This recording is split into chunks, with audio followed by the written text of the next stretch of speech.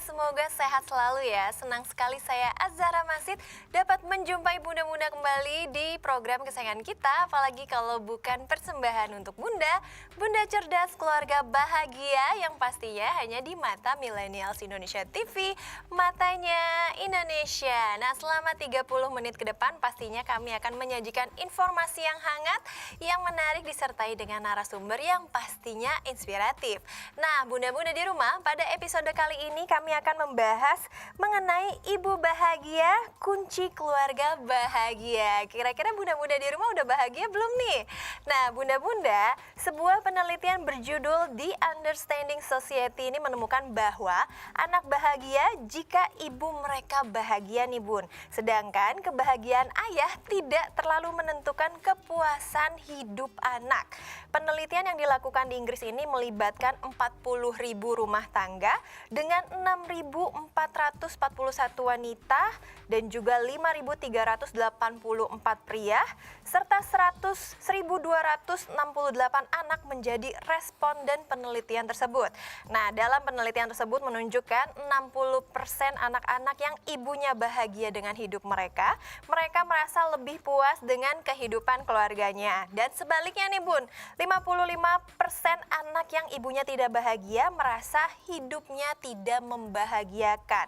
Berarti ini sangat penting sekali ya buat bunda-bunda di rumah harus bahagia.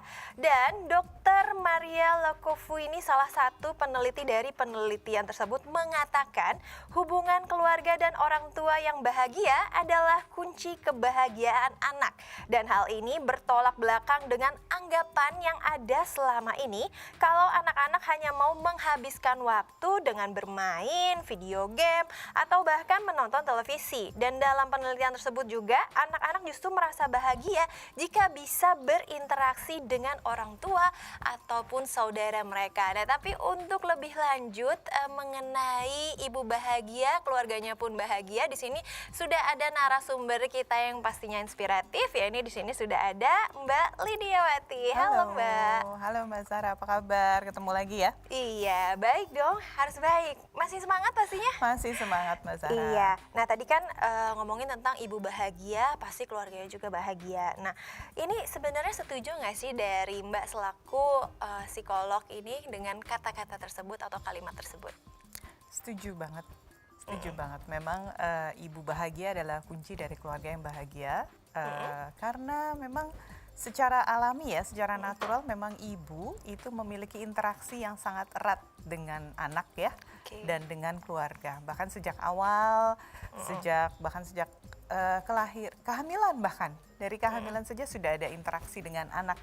Jadi memang saya setuju sekali bahwa memang peran dan kebahagiaan ibu itu sangat menentukan bagi kebahagiaan keluarga sih. Oke, jadi itu alasannya ya, karena memang bahkan dari bunda-bunda di rumah ketika hamil pun juga itu udah adanya interaksi. Yang namanya anak kan pasti pengen diperhatiin ya bun ya, dimulai dari janin khususnya. Betul sekali. Nah, kalau misalnya kita ngomongin kebahagiaan, apakah sebenarnya banyak para ibu yang bahkan nih hingga sekarang nih mungkin tidak sadar bahwa diri mereka ini tidak bahagia, dan kenapa bisa begitu nih Mbak? Banyak sekali Mbak Zara yang mungkin ibu-ibu yang bunda-bunda di rumah mungkin yang belum menyadari kadang-kadang gitu ya, nih saya sedang bahagia atau tidak. Banyak sekali yang memang belum menyadari kadang ya bahwa dia dalam keadaan bahagia atau tidak. Kalau tadi pertanyaannya kenapa, sebetulnya karena faktor budaya juga ya, bahwa kita itu tidak terbiasa merasa sebetulnya ya. Tidak terbiasa merasa mengelola emosi, itu sesuatu yang bukan hal lumrah ya dalam budaya kita ya. Jadi contohnya mungkin ketika kita ditanya bertemu apa kabar, secara otomatis jawabannya baik. Baik, sebenarnya belum tentu baik ya. Belum tentu. Tetapi itu seperti sebuah jawaban yang otomatis ya. Iya, dan memang seperti ya kalau ditanya orang baik ya sebaiknya jawabnya baik gitu, baik atau tidak baik gitu. Nah kembali lagi itu budaya sebetulnya ya. Iya. Jadi kita kan kalau misalnya ngomongin budaya juga kalau di luar negeri mungkin langsung to the point ya. Misalnya saya lagi nggak baik-baik aja, saya begini gitu. Betul. Tapi mungkin kalau di sini lebih orang kan mengatakan orang Indonesia itu adalah santun ya, bahkan menghargai kepada orang atau respectnya itu sama orang tuh tinggi banget gitu, sehingga mungkin ada rasa tidak enak atau mungkin gengsi ingin sesuatu juga dipendem gitu jadinya ya, Ya. seperti itu ya. Betul, karena kan juga ada budaya kita yang seringkali mengatakan bahwa hal yang buruk sebaiknya disimpan saja gitu ya, untuk diri sendiri gitu, tidak untuk dibagikan gitu ya. Jadi memang kita juga terbiasa yaitu tadi menyimpan sesuatu yang tidak enak. Oke. Nah, mungkin buat bunda-bunda di rumah juga kan pasti masih belum sadar juga nih apakah bunda-bunda di rumah udah bahagia atau belum. Nah, gimana nih Mbak Lydia untuk menyadarkan para bunda-bunda di rumah ini kira-kira bunda sudah bahagia belum nih? Seperti itu. Aduh, ini pertanyaannya bikin deg-degan ya bunda-bunda ya. Udah bahagia atau belum nih? Betul. Mungkin paling mudah kita cek diri sendiri itu dengan mengamati kembali lagi ya, membentuk kebiasaan yang tadi. Kebiasaan merasa, kebiasaan mengamati diri sendiri gitu ya. Sebetulnya apa sih yang sedang saya rasakan? Nah, kalau nih bunda-bunda kita sudah mulai nih di rumah atau sehari-hari, tiba-tiba kita merasa kok saya gampang sekali marah. Istilahnya gampang kecolek gitu ya bunda-bunda ya. Kenapa hal-hal yang sederhana, hal-hal yang sepele gitu ya, tiba-tiba jadi sesuatu yang besar sekali buat saya gitu. Nah, kenapa saya kemudian menangis tanpa sebab misalnya. Seringkali kan bunda-bunda bilang bahwa saya menangis tapi saya nggak apa-apa kok gitu ya. Nah, itu mesti dicari tahu tuh apakah betul tidak ada apa-apa gitu ya. Jadi kita amati diri kita. Kalau misalnya kita tiba-tiba merasa bahwa kita jadi gampang marah, mengerjakan sesuatu tidak tuntas, kemudian Mood swing rasanya ya. Bisa dikatakan mood swing kan kalau bunda-bunda di rumah. yang kelihatan sekali ya, mood swing. Nah, kira-kira ini otomatis kan ada faktornya ya. Mungkin muda-muda di rumah sudah mengevaluasi tandanya ya, udah mengevaluasi diri sendiri. Kenapa ya saya mungkin sering mood swing atau tiba-tiba emosi atau bahkan mungkin anak juga bisa jadi korban gitu yang tadinya tidak kenapa-napa jadi diomelin terus. Nah, ini kan berarti ada faktornya. Nah, kira-kira sebenarnya faktor apa saja sih yang membuat bunda-bunda atau misalnya yang ada di rumah gitu jadi tidak bahagia? Ini kan pasti ada faktor dan juga penyebabnya. Kira-kira apa saja nih, Mbak? Yang pasti ada faktor dari diri sendiri sih Bunda. Faktor tentang bagaimana kita menilai diri kita sendiri. Ada nilai-nilai tertentu yang mungkin kita miliki tentang diri kita sendiri, yang kemudian itu berdampak pada bagaimana kita mempersepsikan hal-hal yang ada di sekitar kita ya. Yang kedua tentunya faktor dukungan. Faktor dukungan, bagaimana lingkungan kita gitu ya dapat mendukung keadaan emosi kita seperti apa. Nah, dua faktor itu yang sebetulnya panjang dan besar sekali perannya bagi kebahagiaan bunda-bunda. Tapi kan tadi kan ngomongin faktor penyebab seorang ibu tidak bahagia. Tapi kalau misalnya kita ngomong keberlangsungan kebahagiaan dari seseorang atau kebahagiaan dari seorang ibu ini, faktor apa nih yang bisa mempengaruhi untuk keberlangsungan kebahagiaannya itu seperti apa gitu? Ya, faktor yang menentukan tentunya sama seperti yang tadi sih, dukungan bagaimana lingkungan kita kita rasa bisa mendukung kita atau tidak, membantu kita menghadapi tantangan sehari-hari. Sebagai ibu itu kan tidak pernah berhenti ya. Ada saja hal-hal yang setiap hari mungkin baru atau muncul masalah baru, tantangan baru gitu. Nah, artinya dukungan itu perlu berjalan secara berkesinambungan ya, tidak bisa. Ya. Betul sekali. Nah, itu sangat berperan untuk membantu menjaga kebahagiaan seorang ibu gitu ya. Kalau misalnya bunda-bunda di rumah ini kan sudah tahu nih, oh saya tidak bahagia dan sudah tahu tadi misalnya karena ada faktornya. Misalnya anggaplah misalnya kategori misalnya mungkin kekerasan dalam rumah tangga kan bisa jadi bukan hanya secara fisik aja ya, tapi secara verbal juga seperti itu. Nah, akhirnya membuat para bunda-bunda di rumah tidak bahagia. Nah, kalau seperti itu bagaimana cara menyiasatinya agar si bunda ini bisa menjadi lebih bahagia dan bahkan keluarganya juga bisa aman-aman aja gitu. Ini menarik sih kalau pertanyaan dari Mbak Zahra tadi terkait contohnya kekerasan ya. Iya. Nah, ini kembali tentunya dengan nilai diri ibu tersebut sih, bunda-bunda ya. Bagaimana sih kita mempersepsikan sebuah kekerasan itu gitu ya. Artinya apa untuk diri kita sebagai seorang ibu gitu. Nah, itu akan sangat menentukan sampai batas mana sih kita bisa mengelola hal tersebut gitu ya. Apalagi kalau contohnya yang tadi Mbak Sarah berikan adalah kekerasan. kekerasan itu kita maknai seperti apa, gitu ya? Apakah itu membuat kita berharga sebagai seorang perempuan karena seorang ibu adalah seorang perempuan gitu, atau justru itu tidak membuat kita merasa berharga. Ketika itu kemudian membuat kita tidak merasa berharga, tentunya itu akan berdampak pada kebahagiaan kita tentunya ya.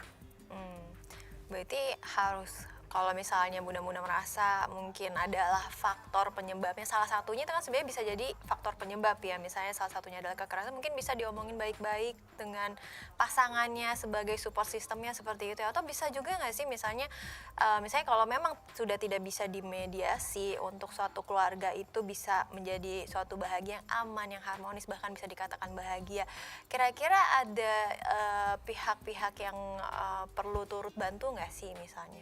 Iya, betul. Perlu banget Mbak Zara. Kembali lagi, tadi saya tekankan pentingnya lingkungan ya, dukungan ya.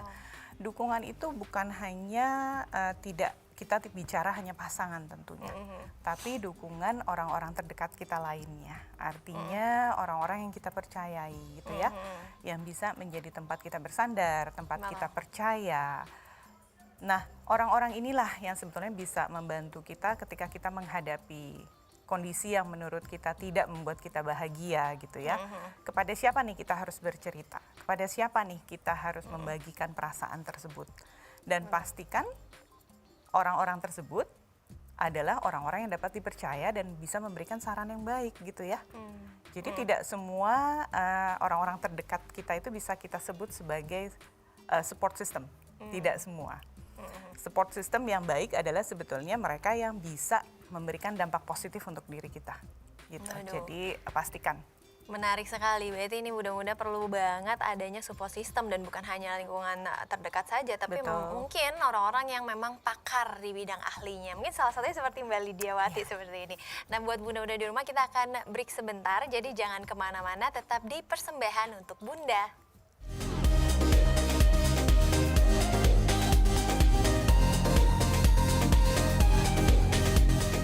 Terima kasih bunda-bunda di rumah masih menyaksikan Persembahan untuk Bunda dan masih bersama saya Zahra Masid dan juga Lidiawati. Iya Mbak, tadi kan kita ngomongin terkait dengan mediasi atau misalnya bunda-bunda di rumah yang memang keluarganya sulit untuk menemukan satu frekuensi seperti itu atau satu pemahaman, nah itu bisa melakukan mediasi dengan pihak-pihak yang mungkin sudah pakarnya seperti itu. Nah tapi kan kalau kita ngomongin faktor mungkin penyebab ibu tidak bahagia ini kan banyak banget ya, mungkin salah satunya tadi adalah kekerasan, bisa jadi juga mungkin karena finansial, apalagi lagi pandemi seperti ini kan, misalnya bunda-bunda di rumah merasa kekurangan, apalagi mungkin yang suaminya juga kena PHK seperti itu, PHK massal, atau mungkin yang lain-lainnya seperti itu. Nah ini kan sebenarnya kalau misalnya kita ngomongin kekerasan tadi mungkin bisa dengan pihak eksternal, tapi kalau kita ngomongin secara finansial atau secara ekonomi di satu keluarga, yang mana itu paling penting ibaratnya untuk menyokong kebutuhan rumah tangga seperti itu. Ini gimana nih Mbak? Kan ini kan sangat sulit ya misalnya. Betul. Berarti kan dampaknya adalah bukan cuman istri aja nih, bukan cuma bunda-bunda di rumah, tapi ya suaminya juga misalnya yang terkena PHK, atau bahkan mungkin anaknya juga yang biasanya dibeliin apa jadi tiba-tiba tidak ada sesuatu, bahkan misalnya makan aja susah seperti itu. Ini gimana nih Mbak? Iya, sebetulnya kalau masalah ekonomi gitu ya, masalah keuangan keluarga itu memang faktor yang bukan cukup sih, sangat penting ya. Betul. Untuk kesejahteraan keluarga dan bagaimana sih dinamika keluarga sehari-hari. Dalam keadaan mungkin kondisi ekonomi keluarga terganggu, tentunya yang pertama perlu dilakukan oleh Bunda adalah menerima sebetulnya. Terdengar mudah, tapi memang sangat sulit dilakukan gitu ya, karena memang sebagai seorang ibu tentunya, sebagai bisa dibilang menteri keuangan di rumah gitu ya, tentunya kita sudah punya posting-posting nih apa sih yang perlu dipenuhi dalam keluarga. Nah ketika itu terganggu, tentu rasanya kita dipaksa nih untuk menyesuaikan postingan-postingan tersebut gitu ya. Sesuatu yang dipaksa tentu tidak enak rasanya ya Bunda ya. Nah disinilah kita perlu yang namanya penerimaan tadi. Menerima, mengakui bahwa oke, ini akan ada perubahan. dan perubahan apa yang perlu saya lakukan dengan pengeluaran keluarga. Jadi kunci pertamanya adalah penerimaan sebetulnya. Penerimaan dan harus sama-sama bisa memecahkan Setelah masalah secepat menerima, mungkin ya. betul. Setelah menerima baru kita pikirkan apa yang harus dilakukan. Berarti emang harus ikhlas, harus sabar ya Bun ya kalau misalnya memang ada faktor penyebab yang tadi. Karena kan itu ya efeknya ke semuanya kan Betul, maksudnya. Dan betul kebutuhan yang sekali. paling utama itu adalah ya masalah ekonomi atau finansial. Mungkin kalau cekcok rumah tangga masih bisa diatasi ya, mungkin masih bisa baikan di kemudian hari. Tapi kalau udah masalah keuangan kan ini sangat sulit sekali. Nah terkait dengan dampak juga nih yang dirasakan oleh seorang ibu, jika dirinya tidak bahagia ini sebenarnya akan menimbulkan apa saja sih? Ini buat ibunya atau buat keluarga Buat nih Mbak ibunya Zara? dulu, Aduh, ibunya dulu oke. terlebih dahulu. Sebelum ke keluarga kan pasti di mana-mana ibunya dulu. Oke, kalau dampaknya buat ibu, tadi sebetulnya kita udah bicarakan ciri-cirinya ya Bunda ya. Kita kemudian mudah marah, tentunya ketika kita mudah tersulut emosi, mudah marah, efeknya ke diri kita apa kira-kira? Kita rasanya tidak enak ya. Tidak ada orang yang merasa senang menikmati kemarahan gitu. Secara mental dan secara fisik itu bisa sangat berdampak pada diri kita gitu. Jadi efeknya bisa panjang nih, bukan hanya kita kemudian merasa secara mental kita lelah, secara mental kita rasanya tegangan tinggi terus gitu ya. Tapi secara fisik efeknya kemudian kita bisa menjadi mudah lelah gitu ya.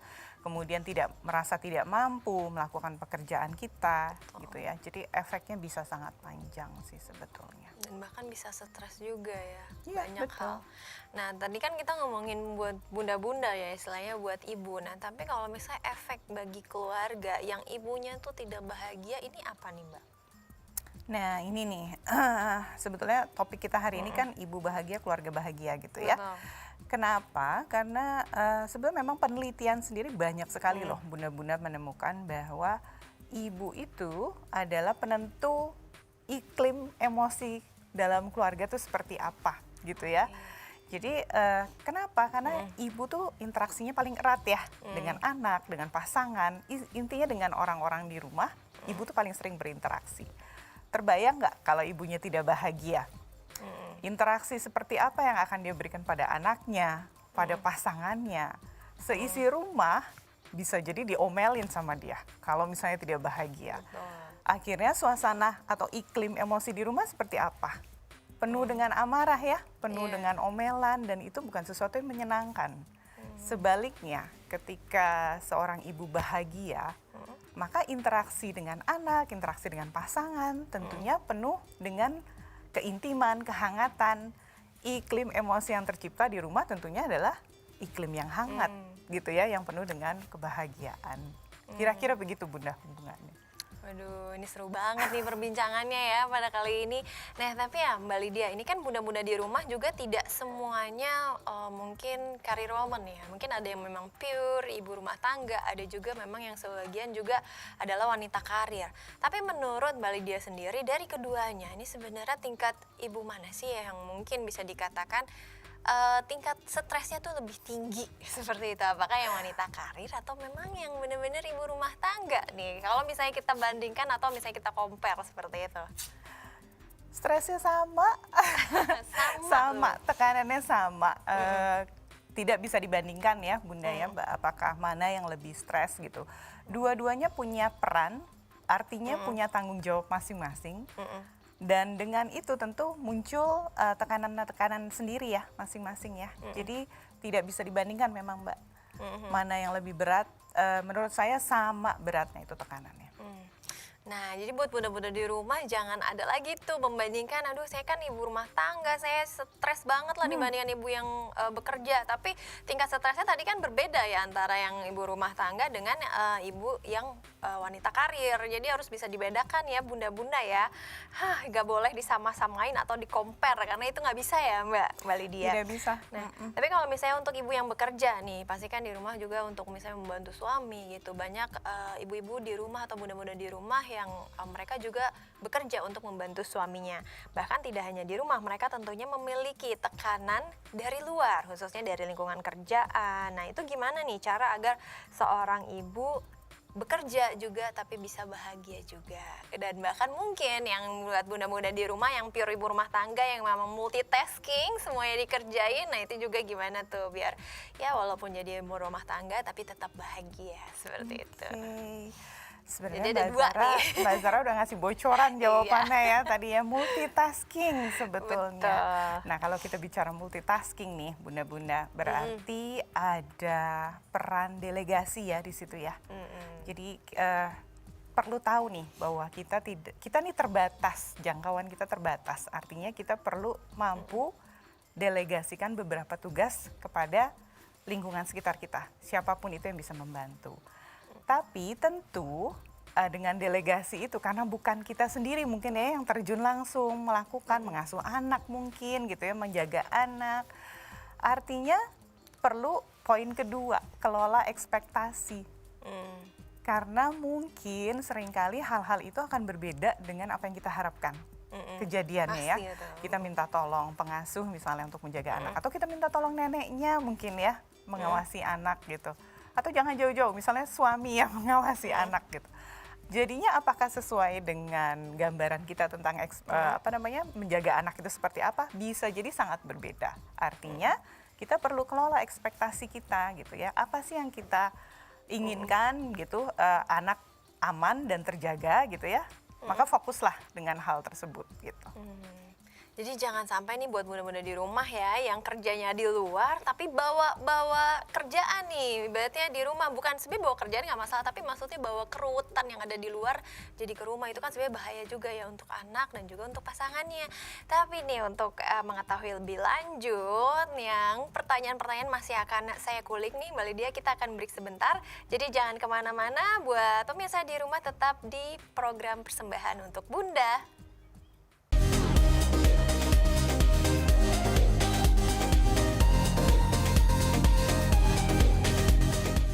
Terima kasih bunda-bunda masih setia di program kesayangan kita, apalagi kalau bukan program persembahan untuk Bunda, dan masih bersama saya Zara Masid dan juga Lydia Wati. Iya Mbak, tapi kan tadi efeknya ternyata banyak ya, dan itu sangat menentukan bahwa ibu bahagia, keluarga pun juga bahagia. Tapi kalau misalnya ibunya tidak bahagia dan keluarganya pun bisa tidak bahagia, seperti itu.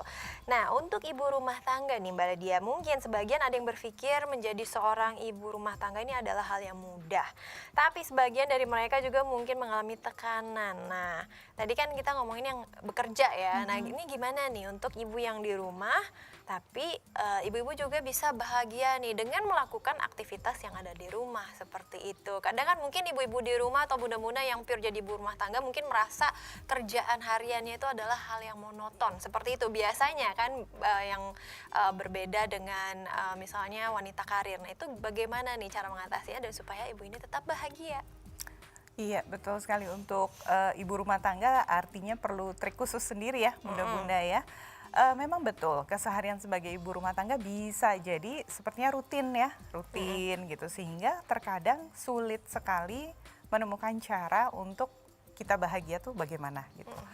Nah justru disinilah bunda-bunda artinya kita perlu nih menyisihkan, bukan menyisihkan, justru merencanakan waktu khusus gitu ya untuk membuat kita tuh merasa lebih baik dengan cara apa. Karena kalau kita biarkan memang sehari-hari akan jadi rutin. Betul. Nah di sela-sela tersebut gitu kita harus selipkan secara sengaja apa nih yang bisa saya lakukan untuk membuat saya lebih bahagia, saya merasa lebih nyaman gitu. Jadi perlu sengaja nih bunda-bunda dimasukkan ke dalam jadwal hariannya gitu ya. Jadi bukan hanya ketika kita merasa, aduh saya udah lagi kesel banget nih atau capek banget gitu. Tapi jadikan itu sebuah bagian dari rutinitas, bagian dari keseharian bunda-bunda.